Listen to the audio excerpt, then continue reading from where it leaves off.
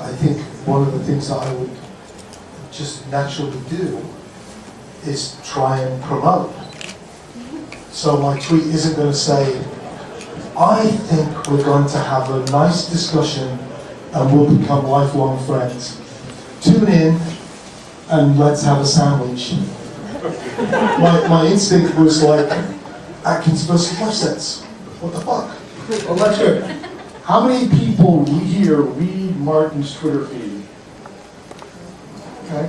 Any of you come because of the feed that the tweets he had about us doing this today, or were you planning to come in? Anybody come for that reason? Not sure it worked.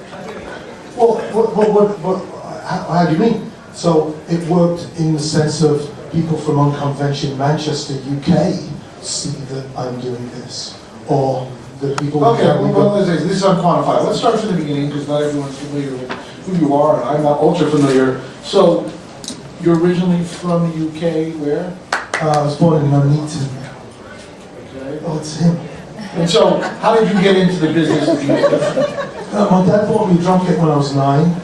I started drinking Newcastle Brown Ale when I was 11, and backing strippers when I was 12 in the clubs of the North. Wait, that's a great story, but is it true? It's bad parenting. It's a good cause it's true. Okay, so you're 11 or 12, and you're backing strippers. I'm a guy, totally nude, topless, pasties. What do we got going on here? It's, wow, where are we going? In the north of England, when a woman is naked on stage, she cannot move. Because who knows what we're doing. There's crazy regulations. So the very first time that we did this, we were playing Whiter Shade of Pale, Procol Harum, and our guitarist Norman was deaf. I'd never seen a naked woman before, and she's looking around, ready to expose herself and get off the stage. And I don't know what's going on. Norman looks at me and says, "Oh, faster, faster." So we start playing faster. She's dancing faster, covering herself. And that was my first, it went on for 10 minutes. So did it scar you permanently? Did it turn you I guess. Okay, so you start off as a young player. Tell us how you end up playing with John Lydon. So there's a few steps in between before we get to Lydon himself. Well, cover bands, bullshit, a heavy metal psychedelic band with a mellotron. We were one of the largest bands in the northeast of England, but it wasn't going anywhere. What kind of music were you playing? Psychedelic, trippy. Mellotron music. Yeah, mellotron music. And technically intricate and proficient. The whole thing back then was how good at you technically with your instrument, which is why punk just fucked up so many people in the head. But so I just got bored of where that was going. I was quite technically proficient at the age of 17, 18. I moved to London. The Sex Pistols, they didn't break up, they just, whatever it is, imploded. And I auditioned for PiL. Eventually, after they set fire to 2 drummers, fired 3, I don't know why I still wanted to do it, but I played on 1 track on the metal box. And so, how did you find out the gig was available? Oh, I was up speeding, reading through my stack of old melody makers, because the television finished at 11 o'clock back then. And I was just speeding out my head and reading through these issues, and I saw that they'd fired another drummer. And by the time I found out and called, they hired and fired another one. So I called them up, I got to know them all, and I went to the townhouse where Phil Collins recorded that In the Air Tonight, that Drum Sound Studio. It's a studio. Oh my God. Awesome. Partial erection drum sound. And so then, and then Paris au Printemps was a live album. That was my first gig with them. We played 2 nights in Paris. Blondie played 1. Did a bunch more albums with PiL. Left was replaced by Ginger Baker. Yeah, let's slow down a little bit. When you moved to London, how were you keeping yourself alive before you got that gig? I worked for the government in St. Martin's Place as a clerical assistant. And how long did you do that before you got the PIL gig? A year. Okay, Bleached so my hair, nearly got fired. It's crazy. and how did you decide, or under what circumstances did you leave PIL?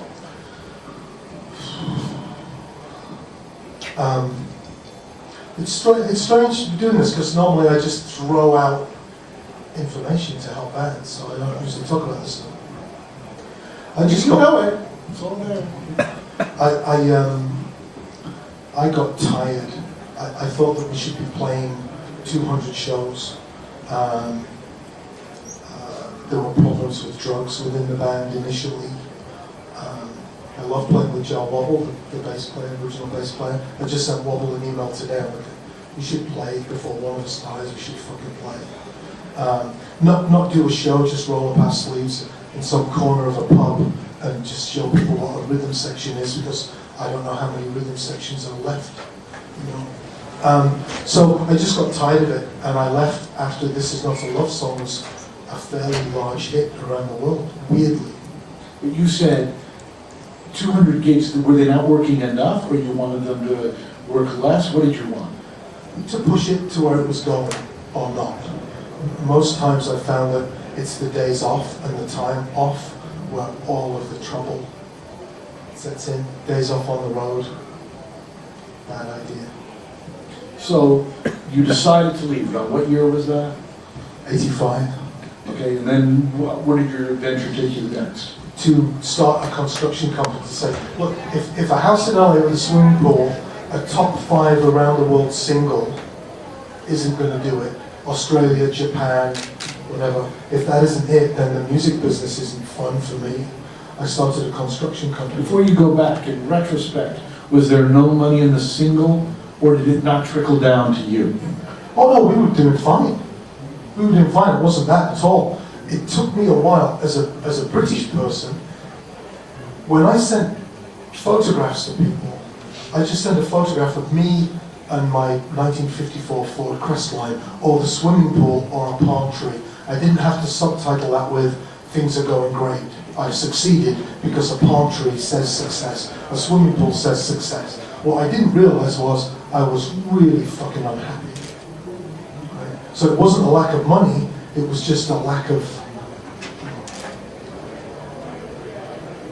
just didn't do it for me. So you're basically saying the music business didn't work for you because you were not emotionally happy. Right, and plus I didn't get along with John at all at that time. He was a fucking asshole. You get along with him now? No, I got along with him, after I left I got along with him for quite a few years. And then something happened a few years ago, I don't know what it was.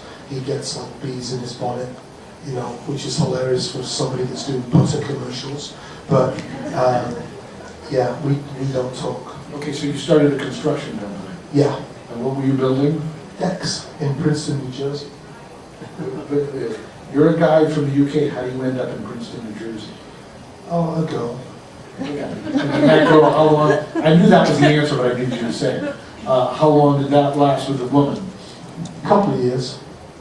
Do you think if you hadn't met that woman, you would have left the band and ended up in Princeton? No, I had to leave that band. It was just horrible. It was just, John was screaming at me on stage. Well, so we improvised songs, and a song like Religion had no beginning or no end. It would go, you know, songs, there was a jazz freeform nature to PiL. So to be shouted at on stage because the song was too short or too long was just ridiculous after 5 years. So I was leaving that band anyway. Okay, so you built decks and then continue with that. No sooner has the deck company started going really well, I get a call from Geordie, the guitarist in Killing Joke, who has a bass player on the floor in a stranglehold to get my phone number. And he asked me to join Killing Joke. And I love Killing Joke. I don't know if you're familiar with Killing Joke. Sure. I love that band. And I grew up listening to them. And for me to join, they were based in England. I married my first wife. The same woman in Princeton. That's a different woman. And so for me to go to the UK, my FBI file hadn't cleared. I might not have been let back into the country if the meeting didn't go well. But I just said, fuck it. And I went over there and I really enjoyed that. But Killing Joke were in a really bad state at that time. So how long did you last with Killing Joke? Well, that's when I started to, I thought, if I don't manage this band, it won't exist for me to drum it. So that's when I started managing. Why is the drummer always the manager? I don't know. No, seriously, the drummer is always the business guy in every band. Is it because we're not on heroin? Okay, so you began as the manager of Killing Joke to keep your job as the drummer. And how long did that continue for? Well, not to keep my job as a drummer, but to keep this thing that I wanted to be involved in alive, right? So, I mean, I said, we've got to go to America.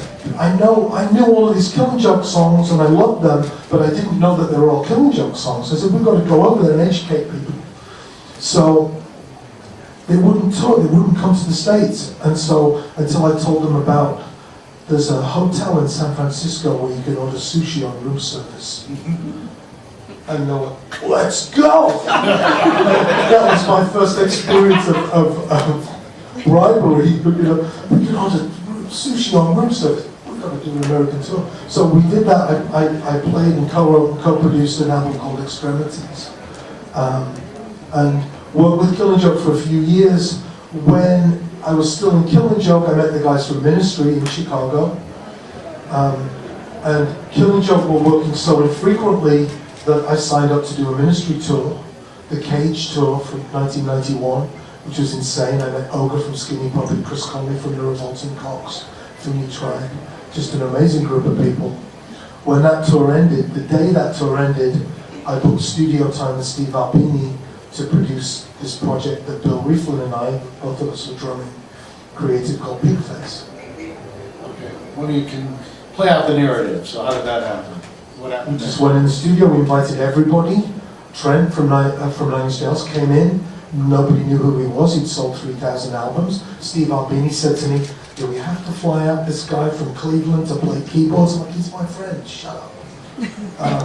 How did you know Trent?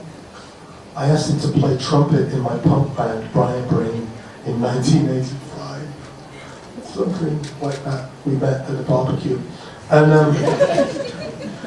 so I was touring with Ministry. I started Pigface and I'm still in Killing Joke.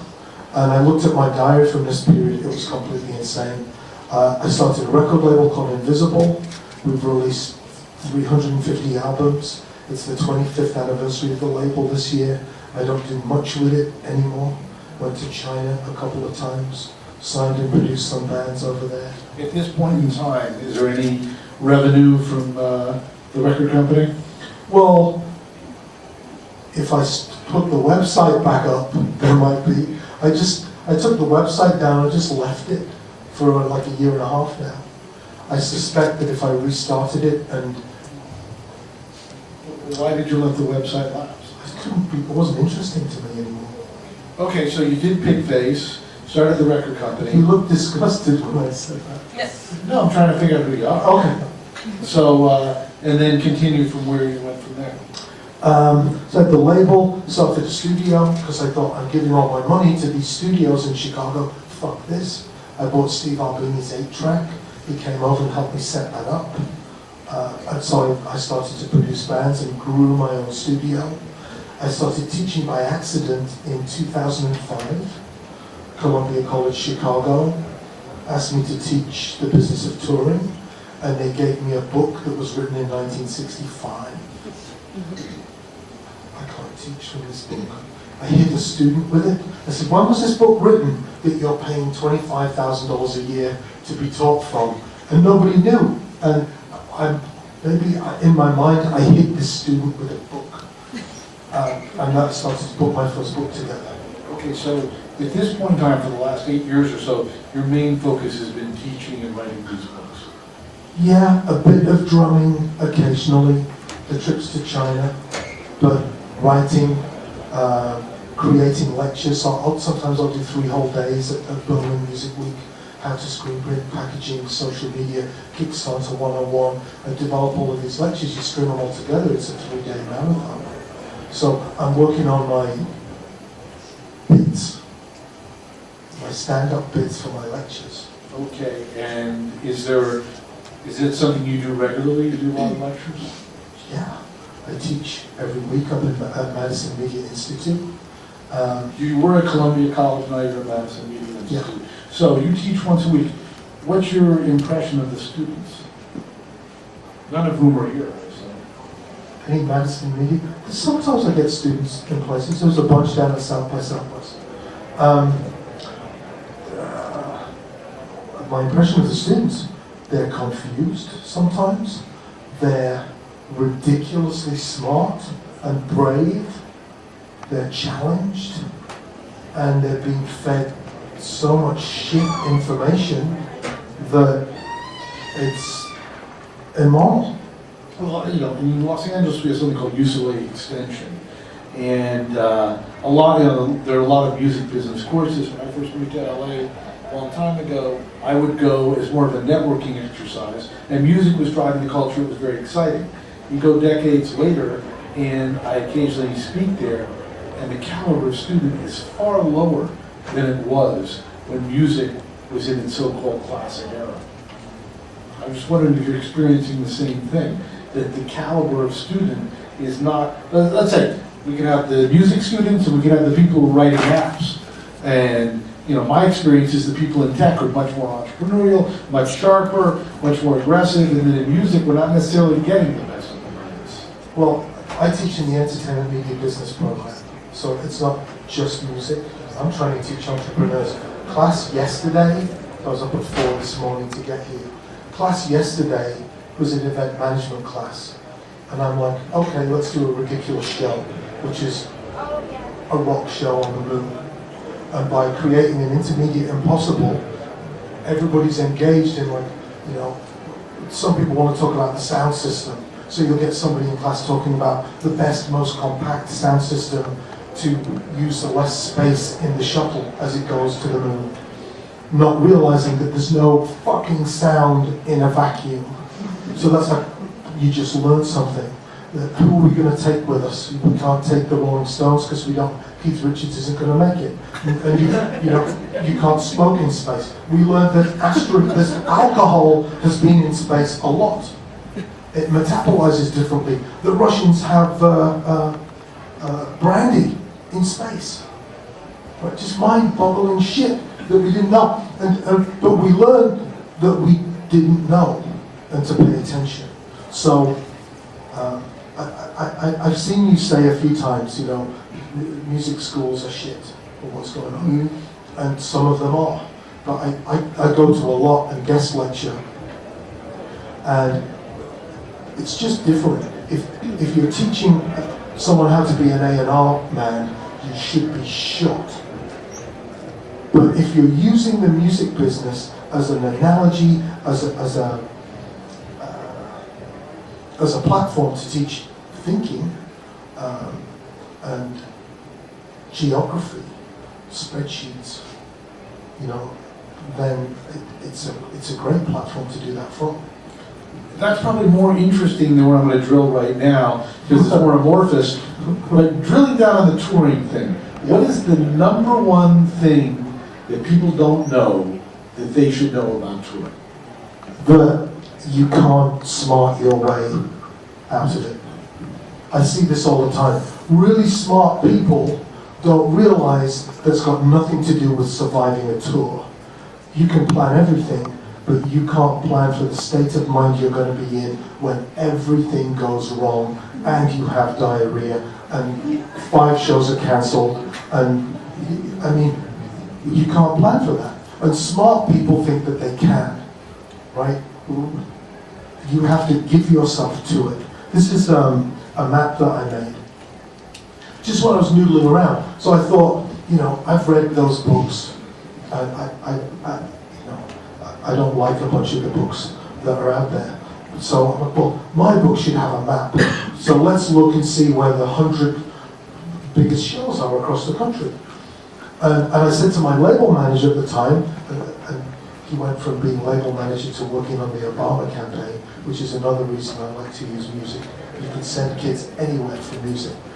I said, if I draw a line from Minneapolis down to Texas, how many of those shows are east of the top 100 shows are east of that line? And he said to me, and he's American, it's 50-50.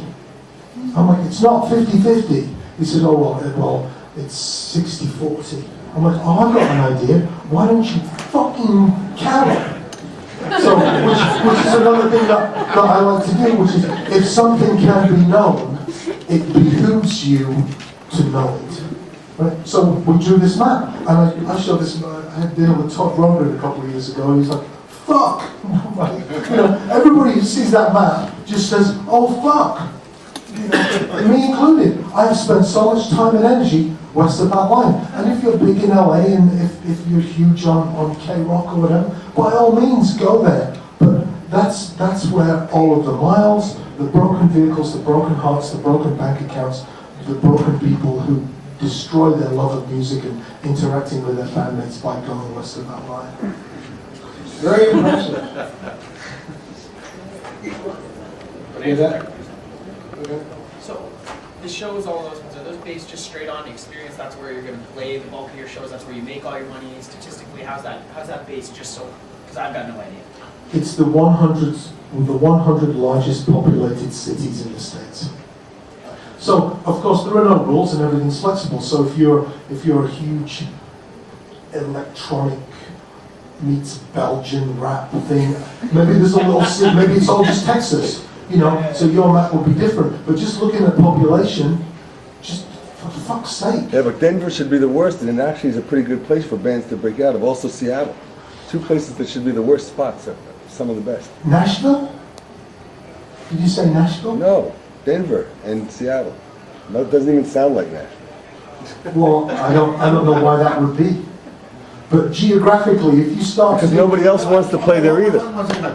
Can you stand up and make your point again, just so everybody can hear it? So, if what he's saying is true, then the worst place, and he said this before at the New Music Seminar, to be a musician is coming from Nashville. Because nothing's near there. The closest one of those cities is like 500 miles or more away. 3 tanks of gas or 4 tanks of gas. But Denver is a great place. You know, a lot of artists are breaking out of there. 303, a bunch of other groups. Seattle, tons. Macklemore and even more is breaking out of there. Look how far they are from all the other dots. Because nobody else wants to go there, maybe that's the reason why. So there's less competition. Stop for 1 second. That is the story of the Lumineers. That may be the biggest hit of the last 6 months. They were in Brooklyn and said, fuck this, we're moving to Denver. Interesting. And then So it's the opposite of what you're saying. But my point there is to look at the data, right? That doesn't mean anything if all your fans are in Belgium. Go to Belgium. I guess my point is that bands arbitrarily say, we're going to tour North America and duplicate the back of an AC/DC tour shirt from 1982 because you grew up looking at it. Right?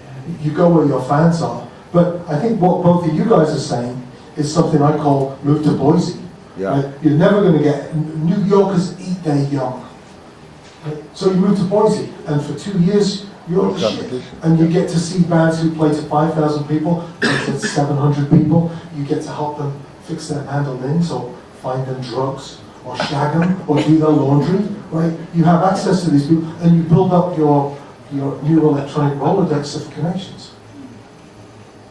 Well, I think what we're really saying, what I take from this, is less of a developing act. If you're trying to, if you can sell tickets in all of those markets, it's going to be cheaper to focus on the eastern part of the United States. Those are a lot of ifs, but certainly looking at the map, I'm convinced. Even if you can't sell tickets, you can skateboard between many of those shows. It's gonna, you know, and if you start to get big in one city, you can maybe draw your fans from 2 or 3 hours away to come and support you on your crusade to the next city and make it seem like you're bigger than you are. You're fucked if you're in Salt Lake. Okay, let's Apart from the fact that you're in Salt Lake. let's really go 101. In today's market, through 2013, I'm at home, I practice with my friends, I make YouTube clips. What is my next step and how do I execute to establish live business? Well, there's a point where you need to leave town, but you have to succeed to a point in your own town first. And at least grease the wheels of the machinery you're going to use to succeed. And one of those things is to get the fuck out of bed at 5 in the morning. You know, do the work and make the connections where you live. Support your scene. That's the only way we'll support you. And lots of bands just complain. Nobody comes and sees us. And I'll say, well, do you go and see other bands? Well, no. we don't go and see. But now, that's the easiest thing in the world, is to get 10 bands together and have them go and see each other and create the smoke screen for the 50 people who do show up, that there's another 80 people who care. We did that on the Walk Tour. I've certainly heard that from a number of bands where they make friends in other markets, and therefore they switches. Listen, I'll open for you in your market. You open for me in my market. Yeah. I mean, if I was in Chicago and I wanted to work with a band in Toronto or something, I'd look for a band, and instead of trying to have them help me in Toronto, I'd start posting. Another crazy weekend in Chicago, the bass player's doing his tuna and salmon on the grill. All of our girlfriends are running around naked again, and this spliff is amazing, and we got 5 bottles of vodka, and there's a band in Toronto, but let's go and open for those fuckers in Chicago. It's just, the show doesn't stop when you leave the stage. Let's be really frank, and I'm going to call you on some of this stuff. Generally speaking, everybody is speaking into an echo chamber, okay? One of the amazing things about Twitter, especially if you go back a year and a half or so, it's less mature, people go, I'm on Twitter, I'm going to start talking, and all of a sudden, whoo, they stop posting. Because they realize no one's listening. So, you can go on Twitter and say, yeah, I got a naked chick here, doesn't make any difference, you have 7 followers. I mean, it's great what I'm trying to say is, I find today's generation is much better at social networking than they are at music. And people argue with me, but I think if you happen to be, I'll tell you, this is off point, but it's really not. I have a friend with a long history. He's presently the manager of One Direction. Don't hold that against him. He also signed Pearl Jam. So, he was both of those things against. He was an agent. I'll hold both of those things against him. You're entitled to. It doesn't change the impact of my story. Just trying to say he's got Veritas or whatever. So, the point is, he was the agent for AC/DC. The original manager was the Brownings. They had a gig with an act called Backstreet Crawler. If you know your rock history, that was the guy who was the guitarist for Free, Paul Kossoff, who OD'd on the plane to the gig. So there's no gig, okay? So they go. So the bottom line is AC/DC, from Australia, is now playing, he gets him a gig in a club. I can't remember the name of the club. It's one of these English clubs where you walk down into the basement, okay? So you walk down into the basement. There are 5 people at the gig. Everyone knows AC/DC's routine. They get anxious, they go around, they carry around the shoulders, they do all the stuff, okay? Soon as the gig ends, the 5 people run out of the club as fast as they can. And everybody says the band's here like this, whatever. And you're not going to know because it's an old day when people used to play 2 sets a night. When they hit the stage an hour later, the club is packed because the 5 people there ran out on the phone and said, "You're not going to fucking believe what I just saw. You have to come now." And I think that's the element that's missing too much in music. Hey, you can go, you can teach yourself how to use Final Cut Pro, you can pull all your clips up on YouTube, you can tweet, but if the music ain't good, you're never going to get any exponential traction. So what are you calling me on? I don't understand. What I'm calling you on is, you're basically talking, what I'm hearing, and we're having a lively conversation, is that, yes, let's stir up a stimmus on Twitter. Let's make it look like we have a scene. No one's paying attention. Right, and that's the same reason that bands will be tempted, thanks to MySpace, for the number of fan insecurity freak out, which is now true of all social media. I tell bands not to buy followers because those followers don't exist. They're not going to put on plastic pants and come to your show. So you have to be authentic. And I have a strategy, I think it's in Welcome to the Music Business, called Shoot the Dolphin. Right, so a dolphin moves through the water and the air. And so you change out the water and the air for digital and physical. And you have to fire your arrows, so like this bar, into the dolphin. And the dolphin carries your message. Like you took a photograph earlier. We're here real now. I'll tweet that photograph later. I'm going in and out of the digital and the physical space. That's why I travel so much. That's why when Tour Smart came out, I released it myself. I do 4 events a day. I put a bunch of books in a van, And if I'd see a band on tour, I say, which direction you heading? Like, we're going to West Coast. I have a copy of this book. You're an intense guy, so let's have an intense conversation. Constantly, people are saying, come here and speak. It'll be good for you. I say, you know what's good for me? Go home and write. I make much more progress in my so-called career by sitting in my damn house and not talking to anybody.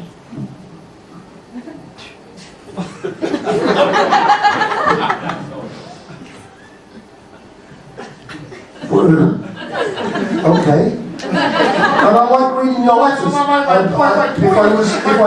If I didn't know I wanted the BMW or an Audi, I would refer to your letters more. But I understand what you're referencing. But when I go to these events, I hang out with Nick Adler, or I sit in the audience and take. If anybody see me at these events, if I'm not, You're very entertaining, and I'm sure it's working for you. But I'm also saying that hold on a minute. I think it's working for a lot of people. I'm trying to have bands not keep making the same mistakes that bands were making 40 years ago, right? And so, working for me, I'm fucking losing money doing this. I give away copies of my book to anybody who wants one. There's a QR code. And, I'm deep into a relationship with anybody who wants to have a relationship with me. I'm giving my shit away to anybody that needs it. It just sounds weird to me when you say that it's working for me. I like to write too, but I can't, Well, we can change the words. It really has nothing to do with you or me, because certainly I am not a musician. But a lot of people, how many people here in this room are musicians? The vast majority are musicians, and I think their number one question would be, how do I get from here, wherever that might be, to there? And I'm absolutely sure that all the information based on your experience in your books would be extremely helpful to them.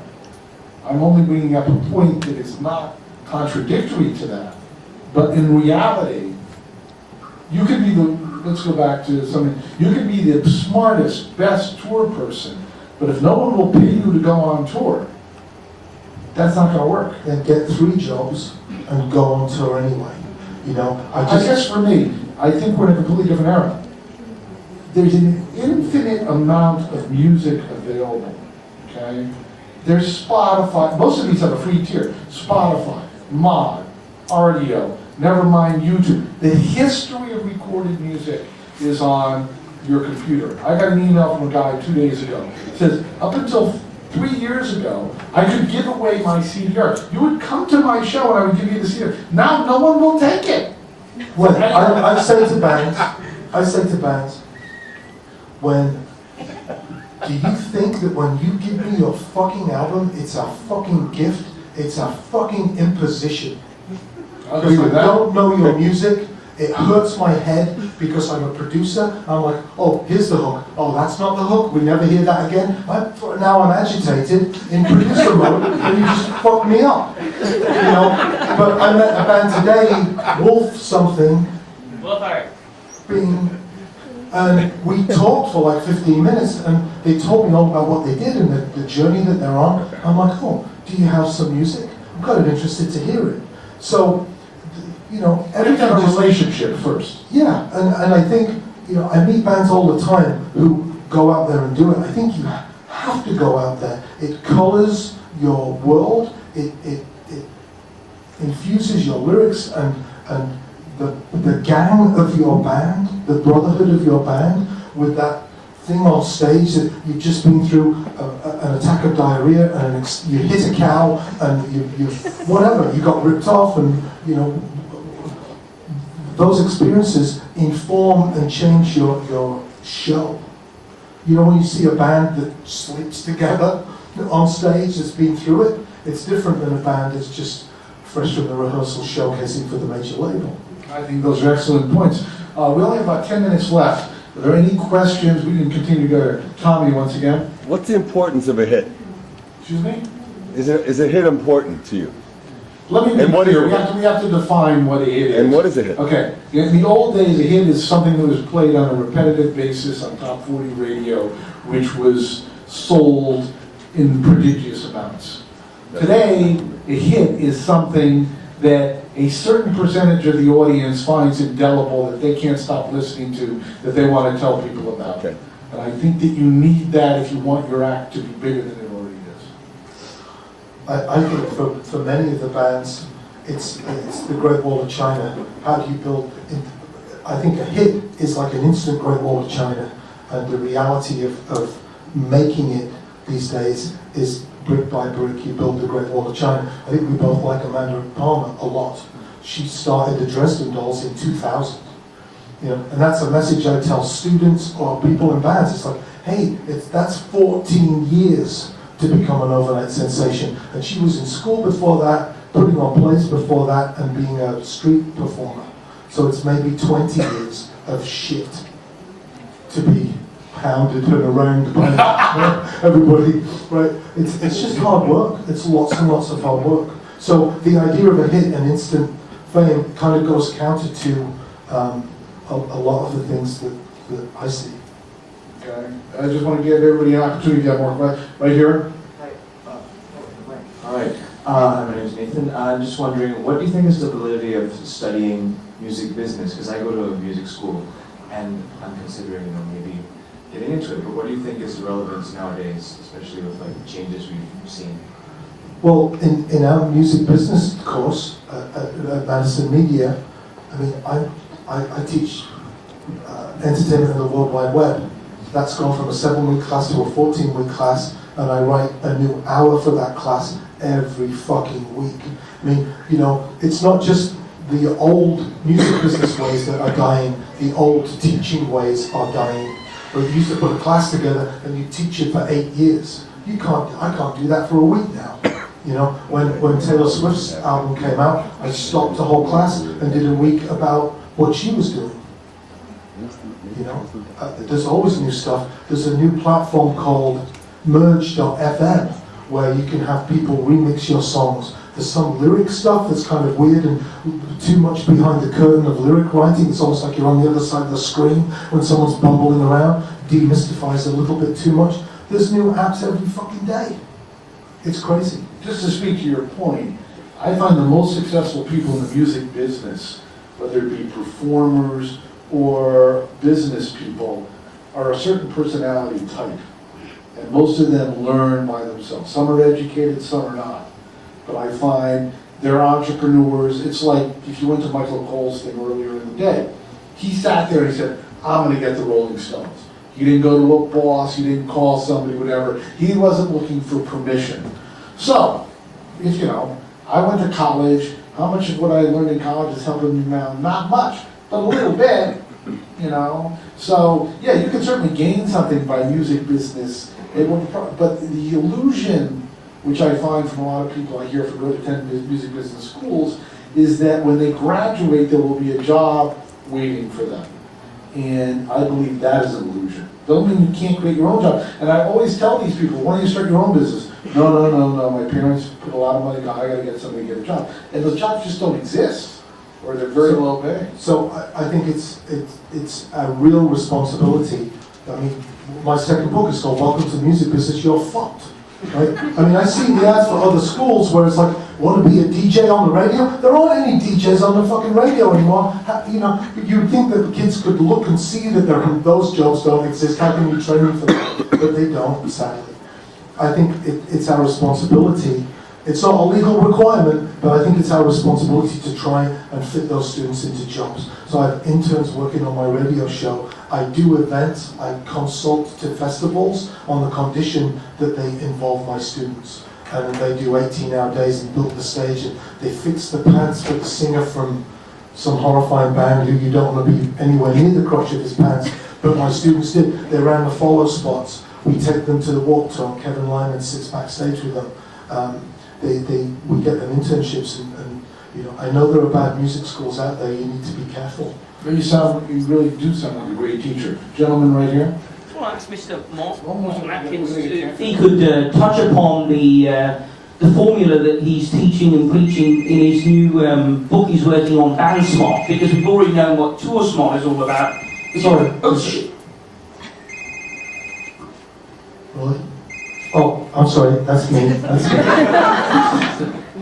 Yeah, hello? Oh, it's for you, Bob. I'm talking to a very important person, I gotta go. Sorry. I love that. Thank you. Once again, you asked your question. And the question was, before the cell phone rang, is basically what are the new aspects you're touching upon here in the Band Smart book as opposed to what you did in Tour Smart and sort of the stuff, the formula for the book that you're currently working on?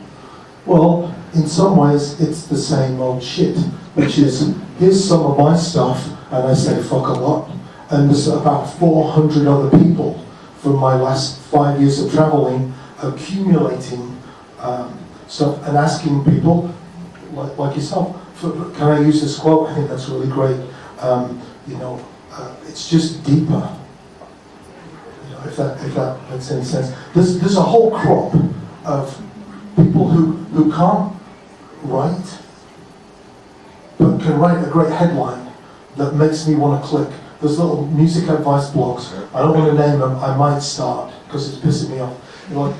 10 top tips for a great show, and I'll go, hello, what's this? And the advice is, don't have a huge Chinese meal 5 minutes before the show. And it's like, fuck off. That's not advice. It's like saying, don't have dental surgery right before Americano. And so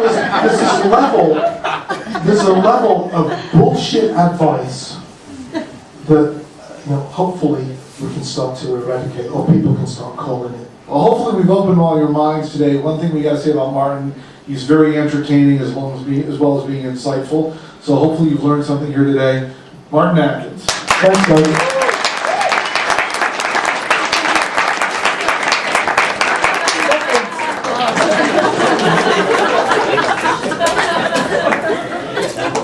Feeding time.